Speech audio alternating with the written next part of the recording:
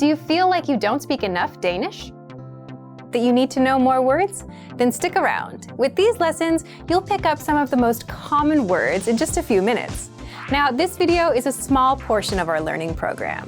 To get the full lessons, translations, and Fluency Fast study tools, click the link in the description and sign up for your free lifetime account.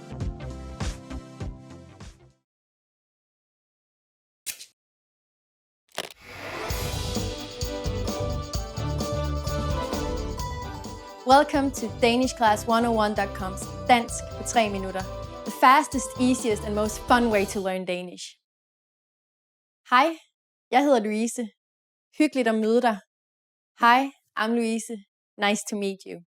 In this series, you're going to learn basic Danish expressions. It's super easy and it only takes 3 minutes. In this lesson, you learn how to introduce yourself in Danish. There are only 2 sentences you need. Let's see how Danish people introduce themselves. Hej, jeg hedder Louise. Hyggeligt at møde dig. Hi, I'm Louise. Nice to meet you. Hej, jeg hedder Louise. Hyggeligt at møde dig. Start by saying, hej, jeg hedder. Then say your name. Hej, jeg hedder Louise. Finally say, hyggeligt at møde dig. Hej, jeg hedder Louise. Hyggeligt at møde dig. And now let's see the same sentence in a different format. Goddag, jeg hedder Louise. Rart at møde dig. Hello, my name is Louise. Nice to meet you. Goddag, jeg hedder Louise. Rart at møde dig. So what has changed from the previous introduction? Let's take a closer look at these together. Hi has been substituted with an alternative greeting, goddag, Danish for hello or good day. In a formal setting, you would say your full name, but it is better just to use your first name when you're being introduced to new friends. The hyggeligt in hyggeligt at møde dig has been changed to rart. When you meet someone in a formal context, for instance at work, rart at møde dig would be the most appropriate greeting, while hyggeligt at møde dig is for when you're introduced to new friends. One more time. One way to introduce yourself in Danish is hej, jeg hedder Louise. Hyggeligt at møde dig. An alternative way to introduce yourself is goddag, jeg hedder Louise. Rart at møde dig. Now it's time for Louise's insights. When you introduce yourself, it's a good habit to shake hands in Denmark. While rart at møde dig is slightly more formal than hyggeligt at møde dig, you don't need to worry too much about which one you use. If you use one of these sentences, Danish people are definitely going to be impressed. Do you know how we say thank you in Danish? You'll learn how to say this and many other words in the next lesson. Tak, vi ses næste gang. See you then.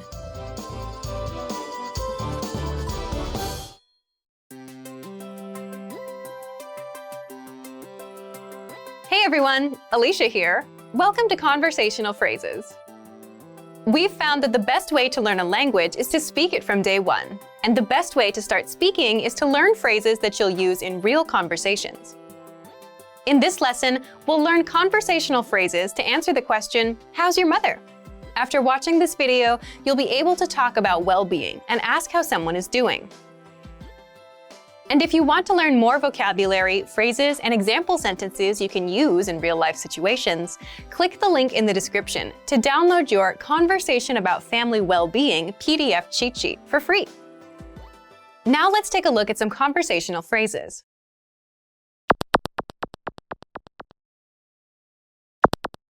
Listen to the dialogue. Hvordan har din mor det? Hun har det godt. Once more with the English translation. Hvordan har din mor det? How's your mother?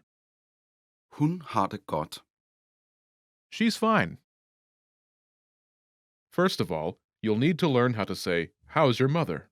That's, Hvordan har din mor det? listen to it again. Hvordan har din mor det? Hvordan har din mor det? This Danish sentence literally means, how has your mother it? But it translates as, how's your mother in English? Now, how do you answer this question? The pattern is, Hun har det. state of well-being. This Danish sentence literally means she has it, but it translates as she is state of well-being in English. For example, she's fine. Hun har det godt. Hun har det godt.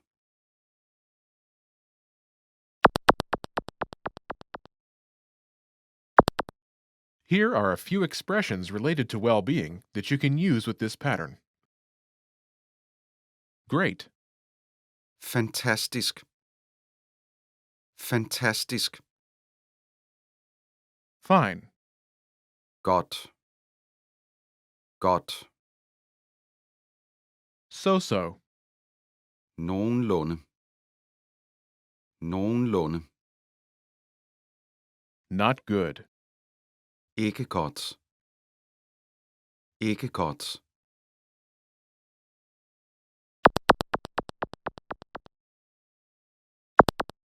Let's look at some examples. Listen and repeat or speak along with the native speakers. Hvordan har din mor det? Hun har det fantastisk. Hvordan har din mor det? Hun har det nogenlunde. Hvordan har din mor det? Hun har det ikke godt.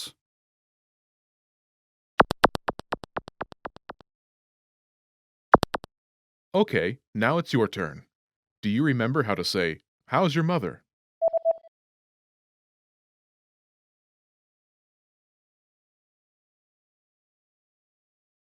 Hvordan har din mor det? Imagine she's great. Do you remember how to say, "Great"? Fantastisk. Fantastisk. Say, "She's great."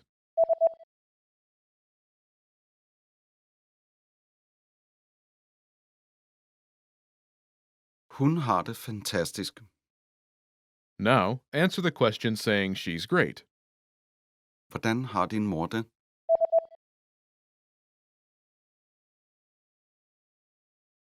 Hun har det fantastisk. Now imagine she's so-so. Do you remember how to say so-so? Nogenlunde. Nogenlunde. Say, "She's so-so."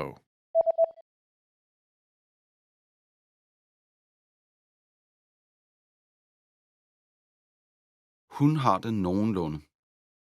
Now, answer the question saying she's so-so. Hvordan har din mor det?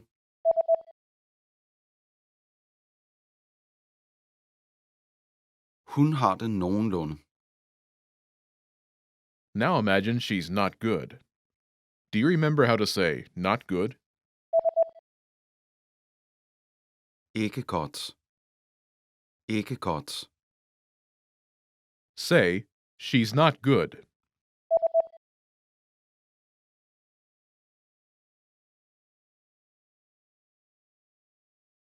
Hun har det ikke godt. Now, answer the question saying she's not good. Hvordan har din mor det?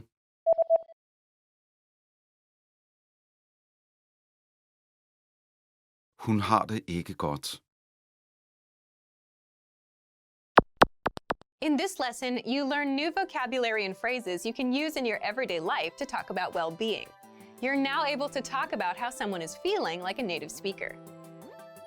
Start by practicing in the comments below. Tell me how you are today. Lastly, don't forget to click the link in the description and download your PDF cheat sheets. You'll get useful phrases you need for everyday life for free. See you in the next lesson. Bye!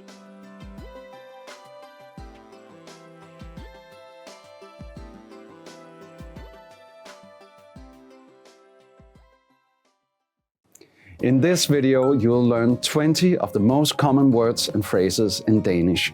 Hey everybody, my name is Jonas. Welcome to the 800 core Danish words and phrases video series. This series will teach you the 800 most common words and phrases in Danish. But there's a twist. With each new lesson in this series, we'll include the previous lessons at the end. So after you learn the new words and phrases, stick around and review what you learned in previous lessons. Reviewing is one of the most important parts of learning a language. You can also get the full list right now at danishclass101.com. Click the link in the description to access more example sentences, create your own flashcard deck, and finally master Danish. Okay, let's get started. First is goddag. Hello. Goddag. God dag. Hello. Goddag. Hvordan har du det? Hello. How are you? God dag. Hvordan har du det? Undskyld mig. Excuse me. Undskyld mig. Undskyld mig. Excuse me. Undskyld mig, har du set min hund? Excuse me, have you seen my dog? Undskyld mig, har du set min hund? Undskyld. I'm sorry. Undskyld. Undskyld. I'm sorry. Undskyld, jeg løj. I'm sorry, I lied. Undskyld, jeg løj. Godnat. Good night. Godnat. God nat. Good night. Jeg går nu. Godnat. I'll go now. Good night. Jeg går nu. God nat. Rart at møde dig. Nice to meet you. Rart at møde dig. Rart at møde dig. Nice to meet you. Det er rart at møde dig. It's nice to meet you. Det er rart at møde dig. Hvordan har du det? How are you? Hvordan har du det? Hvordan har du det? How are you? Goddag. Hvordan har du det? Hello. How are you? Goddag. Hvordan har du det? Ja. Yes. Ja. Ja. Yes. Ja, det er sandt. Yes, it's true. Ja, det er sandt. Nej. No. Nej. Nej. No. Nej tak. No thanks. Nej tak. Tak. Thank you. Tak. Tak. Thank you. Mange tak. Thanks a lot. Mange tak. Jeg hedder I'm. Jeg hedder